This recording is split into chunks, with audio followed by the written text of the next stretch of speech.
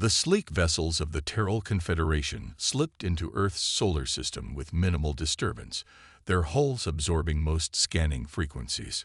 Captain Jum Kim of Earth's United Space Command stood on the bridge of the ESS Horizon, watching the alien ships approach with practiced calm despite the historic gravity of the moment.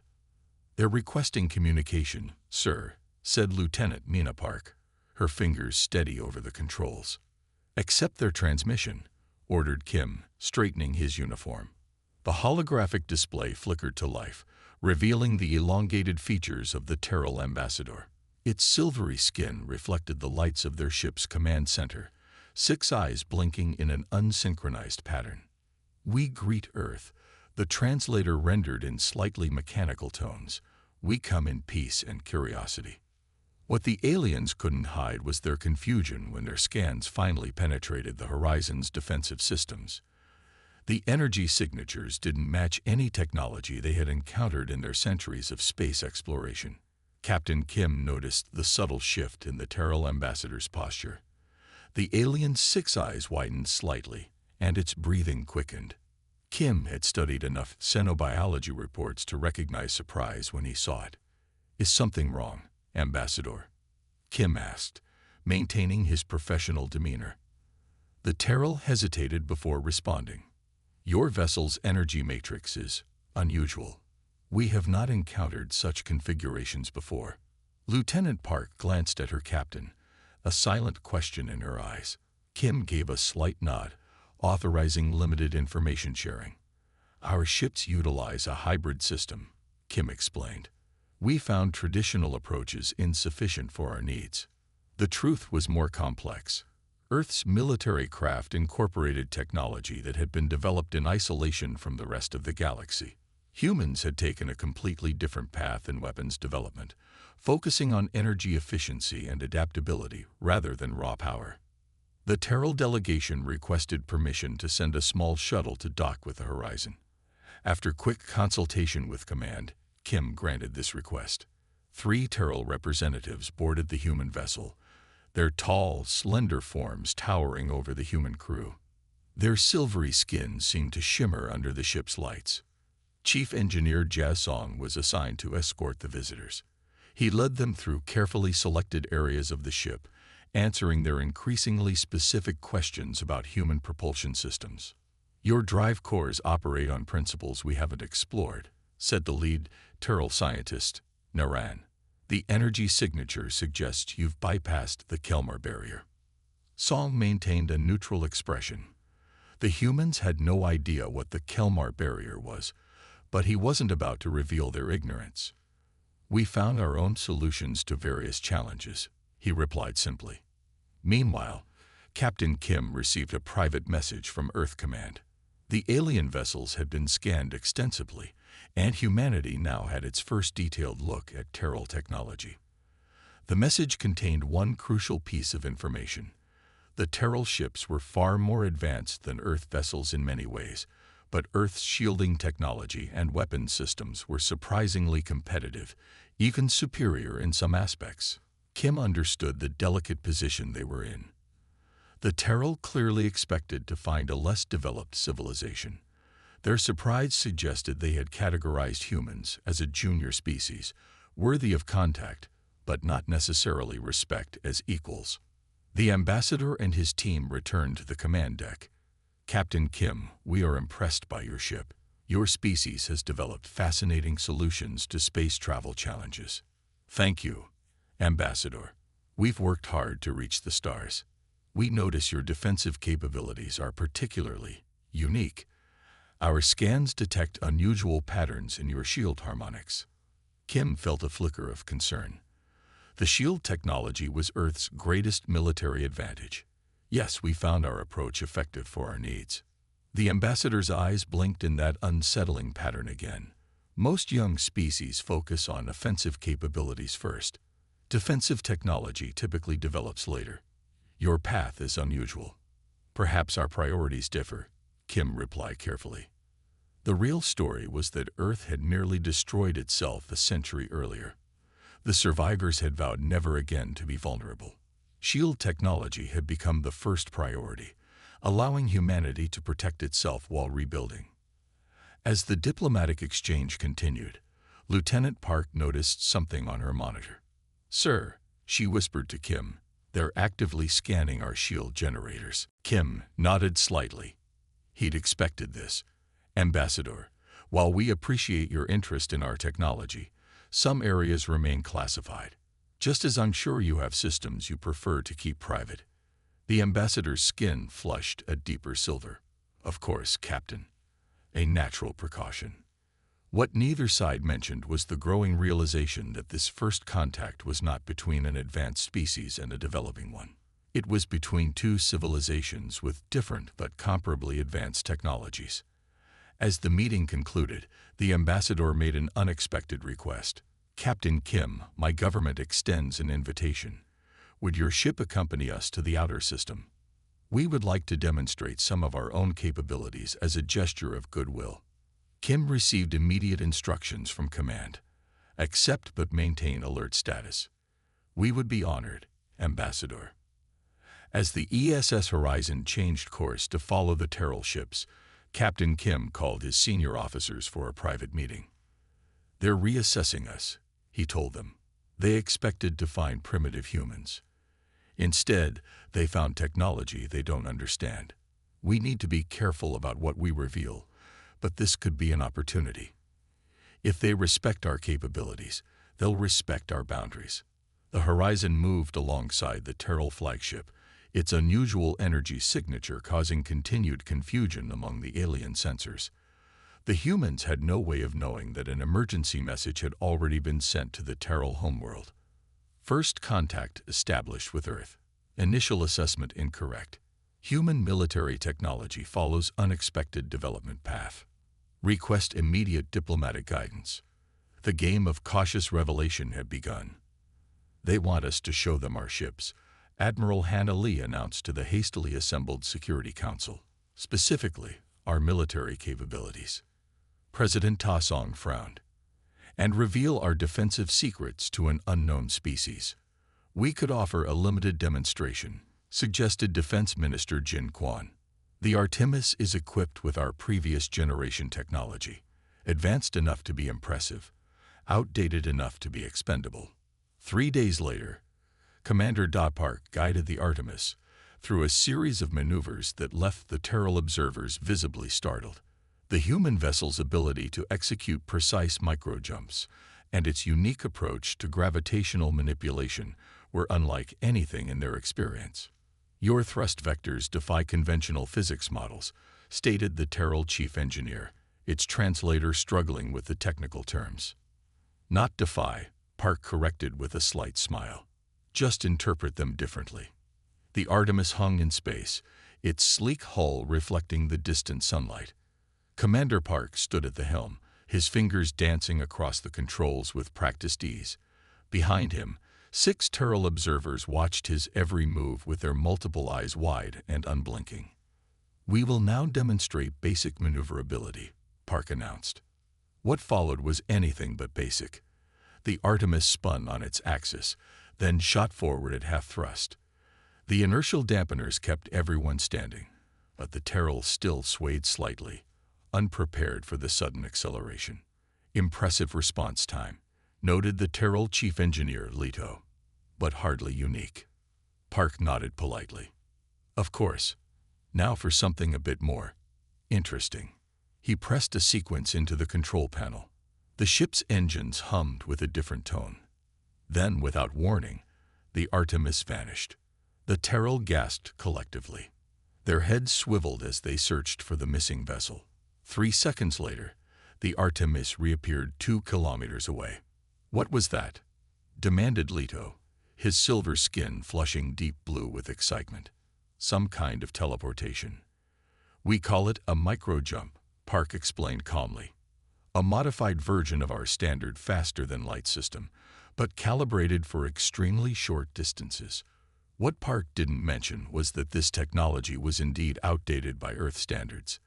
The newer ships could perform jumps with much greater precision and at far less energy cost. From the observation deck of their flagship, the Terrell ambassador and his military advisors watched the demonstration. The ambassador's aide leaned in close. This technology is unexpected. Their approach to space-time manipulation is unorthodox. The ambassador nodded slowly. Continue monitoring. Learn everything you can. Back on the Artemis, Park continued the show. Now for a demonstration of our gravitational manipulation system. The ship approached a small asteroid that had been positioned for this purpose. Rather than using tractor beams or physical grapples, the Artemis projected an invisible field. The asteroid began to move, not toward the ship as with conventional tractor technology, but in a precisely controlled orbit around it. "You're creating a localized gravity well," Leto observed, unable to hide his amazement. "But your power readings are impossibly low for such an effect." Park smiled. Efficiency has always been a human priority. In truth, this technology was the result of desperate innovation during Earth's recovery period. With limited resources, humans had been forced to find energy-efficient solutions. The gravity manipulation system used only a fraction of the power that conventional systems required. On the bridge of the Terrell flagship, the military advisor turned to the ambassador. "They are showing us outdated systems," he said with certainty. "These are not their best technologies." "Of course not," the ambassador replied. "Neither would we reveal our true capabilities. The question is, how far behind their current technology is what they're showing us." The demonstration continued. The Artemis executed a series of defensive maneuvers, activating its shield system briefly. The shield bubble that formed around the ship had a unique pattern, with energy flowing in spirals rather than the standard grid pattern used by most species. "Your shield configuration is unlike any we've encountered," Leto said. "The energy distribution pattern should be unstable, yet it holds." "Different approach, different results," Park replied simply. What the Terrell couldn't detect was that the shield was operating at only 20% capacity. At full power, the system could withstand impacts that would destroy most vessels of similar size. As the demonstration concluded, Park invited the Terrell engineers to ask questions. They had many, but Park noticed they carefully avoided asking about the core principles behind human technology. They were fishing for information while revealing little about their own level of understanding. "Commander," Leto asked finally, "how long has Earth been capable of interstellar travel?" "Approximately 70 Earth years," Park answered truthfully. The Terrell exchanged glances. This was remarkably fast development by galactic standards. Most species took centuries to progress from basic space travel to the level of technology the humans were displaying. After the Terrell observers returned to their vessel, Park received a secure communication from Earth Command. "Assessment?" Admiral Lee asked without preamble. "They're impressed, but suspicious," Park reported. "They know we're holding back." But so are they. Their questions revealed gaps in their understanding of our approach to physics, but they're clearly advanced in other areas. "Maintain the current course," Lee ordered. "Show enough to earn respect, not enough to compromise security." As the Artemis rejoined the Earth Defense Fleet, the Terrell ships maintained position nearby. Both sides were now engaged in a delicate dance of revelation and concealment. The humans had successfully demonstrated that they were not to be underestimated, while keeping their true capabilities hidden. What neither side fully realized was how fundamentally different their technological paths had been. The Terrell had developed along lines common to many galactic civilizations. Humans, isolated and forced to innovate independently, had created solutions that the wider galaxy had never explored. The stage was set for the next phase of this cautious first contact, with both sides reevaluating their initial assumptions about the other. The alert came without warning. A Terrell scout ship had ventured too close to the automated defense grid surrounding Europa. "Perimeter breach detected. Countermeasures active," announced the AI system. Before anyone could override the command, a series of defensive buoys activated, creating an energy field that immobilized the Terrell vessel. "They'll think we're attacking," Lieutenant Su-Yun shouted. Captain Kim immediately opened all channels. "Terrell delegation, please stand down. This is a defensive misunderstanding." The scout triggered automated systems. The Terrell ships shifted into formation, weapons systems humming to life. Your automated systems seem remarkably sophisticated, the Terrell commander observed coldly. Perhaps we have underestimated Earth's technological advancement. The tension on the bridge of the ESS Horizon was thick enough to cut with a knife. Captain Kim's hands gripped the command console as he watched the Terrell warships move into attack formation. Their sleek hulls gleamed menacingly as weapon ports slid open across their surfaces. All hands to battle stations, Kim ordered calmly. But weapons remain offline. I repeat, weapons remain offline. Lieutenant Yoon looked at him with wide eyes. Sir, they're powering up targeting systems. I know, Kim replied. But this is a misunderstanding. If we power up our weapons, we confirm their suspicions. The defensive grid around Europa was one of humanity's most closely guarded secrets. Designed to protect the valuable research facilities beneath the moon's icy surface, the system was fully automated and programmed to respond to any unauthorized approach. No one had thought to update its protocols for the Terrell visit. The small Terrell scout ship hung motionless in the energy field, its engines struggling uselessly against the invisible force holding it in place. Inside, the Terrell crew was no doubt reporting back to their command. "Get me Admiral Lee," Kim ordered. Moments later, Admiral Hannah Lee's face appeared on the communication screen.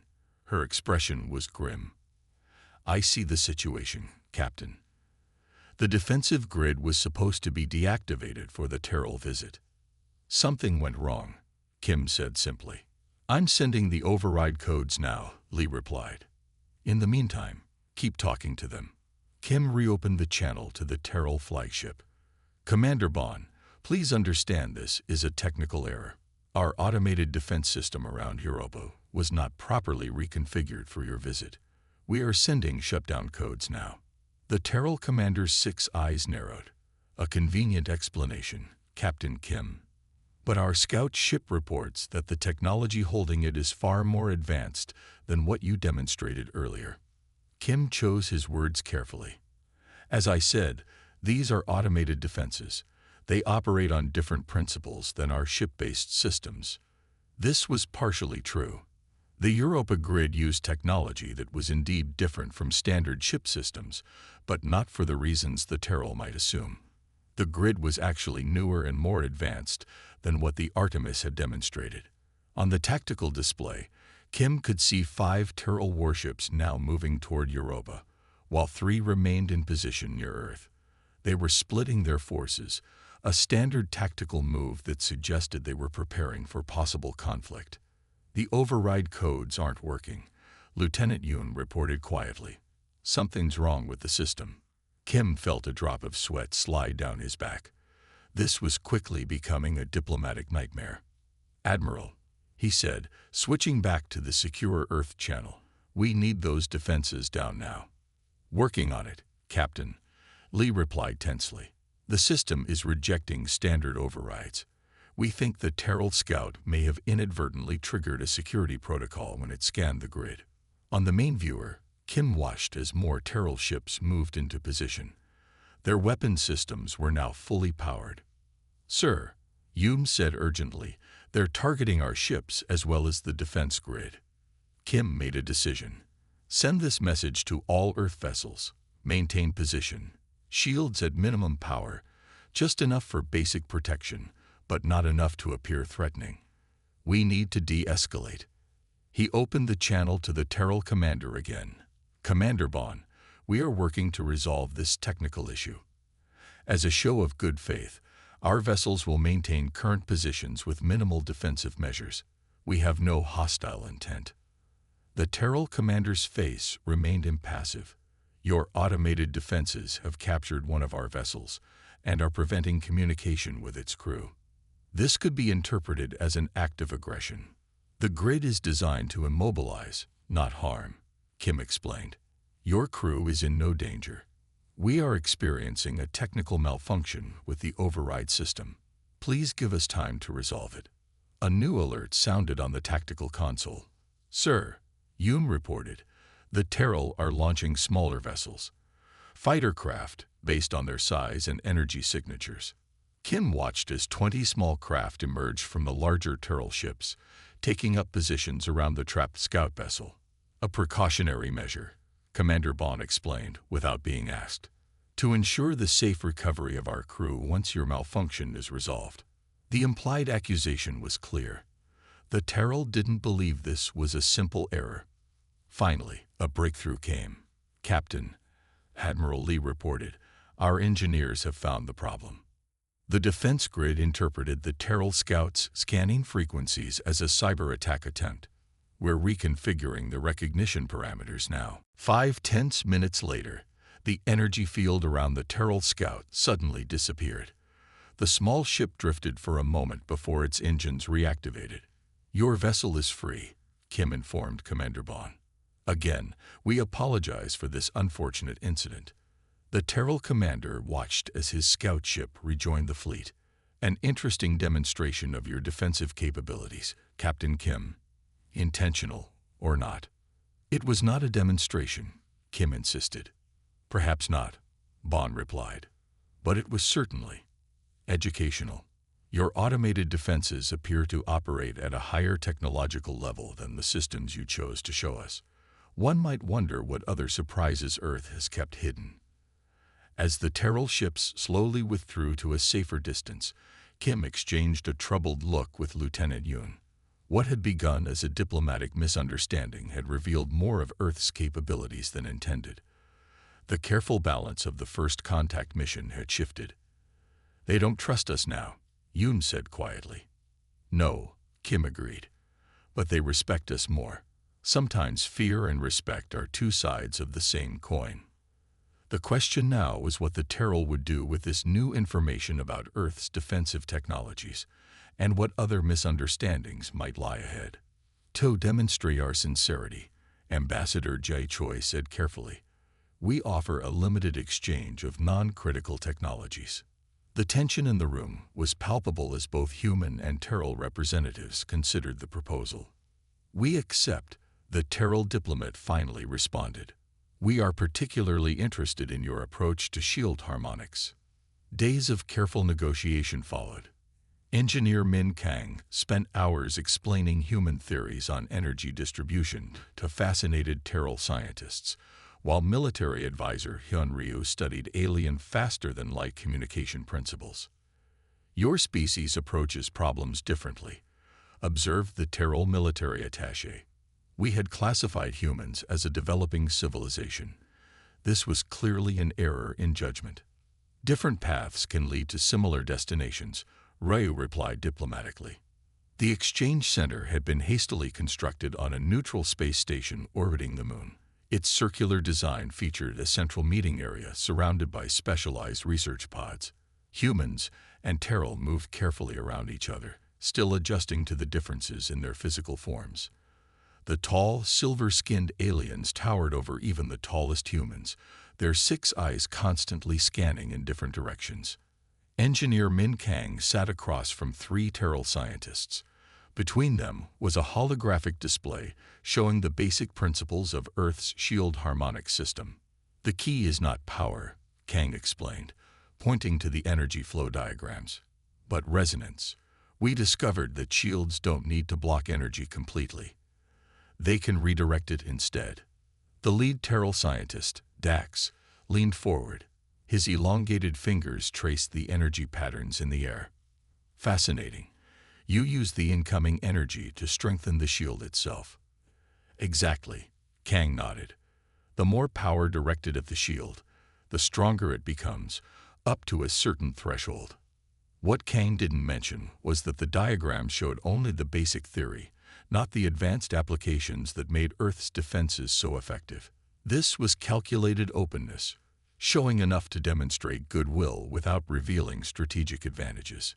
In another research pod, military advisor Hyun Ryu examined the Terrell communication system.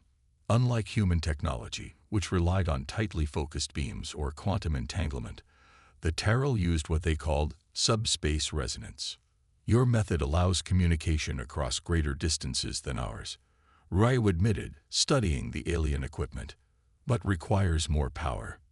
The Terrell communications expert, Lena, nodded. Different priorities shaped our development.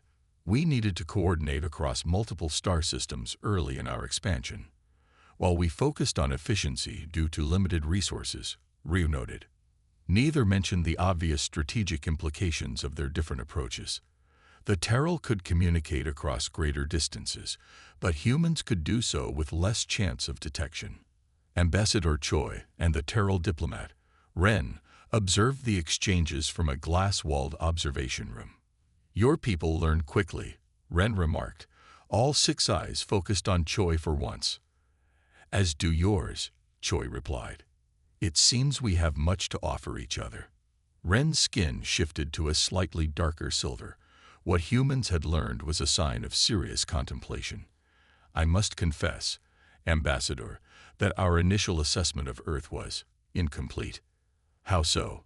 Choi asked, though she already suspected the answer. Based on your planet's emissions and development timeline, we categorize you as a Level 3 civilization. Newly spacefaring, typically centuries away from becoming a significant galactic presence. Ren's upper eyes blinked in sequence. Your military technology suggests otherwise. Choi maintained a neutral expression.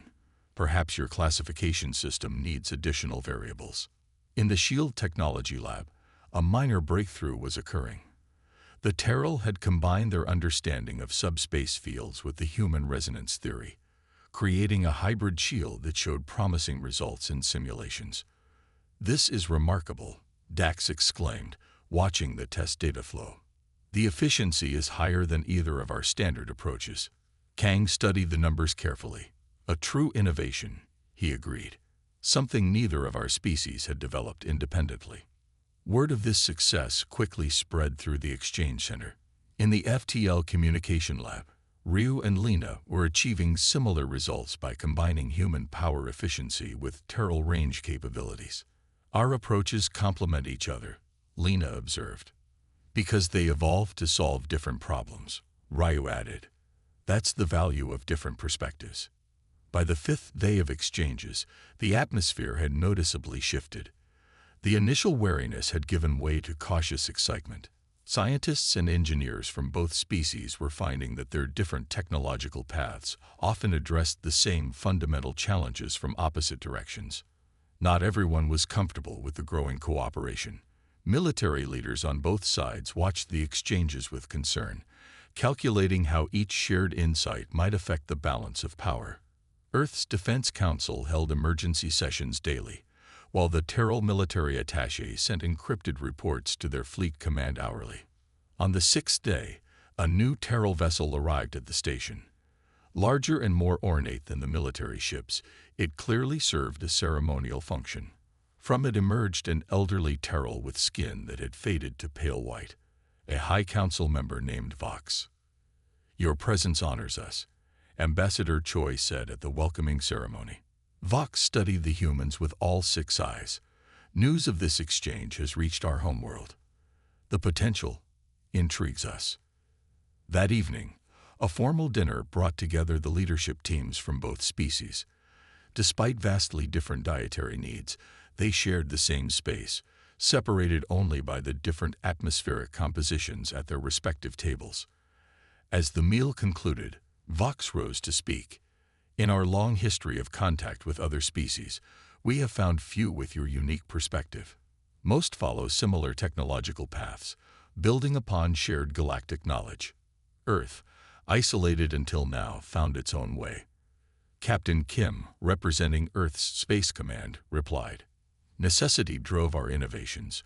We had no one to learn from but ourselves. And that, Vox said, is precisely why this exchange may prove valuable beyond initial expectations. Your shield harmonics alone represent an approach our scientists never considered. Combined with our methods, they create possibilities neither of us imagined. Ambassador Choi raised her glass to unexpected partnerships. As the diplomats made toasts, Engineer Kang and Scientist Dax quietly discussed the future. What happens next? Kang asked. After this initial exchange, that, Dax replied, will depend on factors beyond our control. but speaking as a scientist rather than a representative of my government, I hope this is just the beginning. Neither could have predicted how quickly that hope would be tested, or how vital their newborn cooperation would prove to be. The warning came from the Outer System Monitoring Buoys. A new fleet had emerged from hyperspace, their configuration unknown to Earth databases. They are Mechar vessels, the Terrell ambassador explained grimly. They seek resources and often target developing systems. Captain Kim's response was immediate. Then they're in for a surprise. We may be developing, but we're not defenseless. In a hastily organized joint operation, human military craft integrated with Terrell communication systems. The U.S. Thunder, commanded by Captain Sun Park, took point position alongside the Terrell flagship. When the Mechar fleet approached, they found not an easy target but a combined defensive force using technologies they couldn't easily counter. Human adaptive shielding complemented Terrell precision weaponry in ways neither species had anticipated. After a brief skirmish that damaged 2 Mechar scouts, the invading fleet retreated rather than face the unexpected alliance. Perhaps, the Terrell commander suggested as they watched the Mechar ships disappear, this is the beginning of a more permanent arrangement between our peoples. Admiral Lee nodded thoughtfully. First contact rarely goes as planned. But I think we've laid the foundation for something meaningful here. The emergency alert sounded across all Earth defense platforms at exactly 3:42 hours. Captain Sun Park was reviewing maintenance logs when the warning flashed across his screen. He immediately ordered the U.S. Thunder to battle readiness. Unknown ships detected at the edge of the system, reported his tactical officer, Lieutenant Bo Young. 27 vessels. Configuration does not match any known signatures in our database. Admiral Hannah Lee's face appeared on the main view screen. Her expression was tense but controlled. All ships, prepare for possible hostile contact. Captain Park, your vessel will take point with the Terrell flagship. Park acknowledged the order, though his heart raced. The Thunder was Earth's newest destroyer, equipped with the hybrid shield technology developed during the recent exchanges. But it remained untested in actual combat. On the command deck of Earth's orbital defense station, the Terrell ambassador stood beside Admiral Lee. His silver skin had paled to an almost white shade, a sign of alarm among his people. Those are Mechar vessels, he said, his translator struggling to convey the gravity in his voice. They are known throughout this sector as resource hunters. They target developing systems, taking what they want with little concern for the inhabitants. Lee turned to him. And they're here for Earth. Most likely, the ambassador replied. They monitor subspace communications. They would have detected our contact with your world. Captain Kim joined them, having rushed from his quarters. How dangerous are they? Very, the ambassador said simply.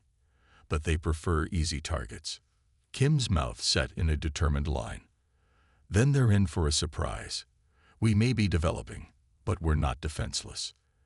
The ambassador studied him for a moment, then touched the communication device on his wrist. I am contacting our fleet commander. We should combine our forces. Within 2 hours, a joint defense plan had been hastily organized. The Thunder would integrate the new Terrell communication system they had studied during the exchanges. This would allow instant coordination between human and Terrell vessels, something the Mechar would not expect. Engineer Min Kang worked frantically alongside Terrell technicians, connecting incompatible systems with makeshift adapters. This isn't elegant, he muttered as he sealed another connection. But it should work. Effectiveness matters more than elegance in battle, replied Dax, his Terrell counterpart. Captain Park stood on the Thunder's bridge, watching as 7 Terrell warships moved into formation alongside 5 human vessels. The Mechar fleet continued its approach, apparently unconcerned by the defenders. They've likely encountered many developing worlds, Park commented to his first officer. Worlds with few ships and basic weapons. Their intelligence on us must be outdated, the officer replied. Or they simply don't consider us a threat. Park's expression hardened. Let's change their assessment. The Thunder moved into position beside the Terrell flagship. Through the new communication system, Park could speak directly to the Terrell commander. "Our shields will take the first impact," Park explained. "Your weapons have better range and precision. We'll defend while you target their propulsion systems." The Terrell commander, Zin, nodded his elongated head. "An effective combination. We will follow your lead, Captain Park." As the Mechar fleet entered the inner system, they transmitted a message in multiple languages. The final version was in basic English. "This system is now under Mechar authority. Surrender your resources and you will not be harmed." Admiral Lee's response was brief. "This system is protected. Leave now."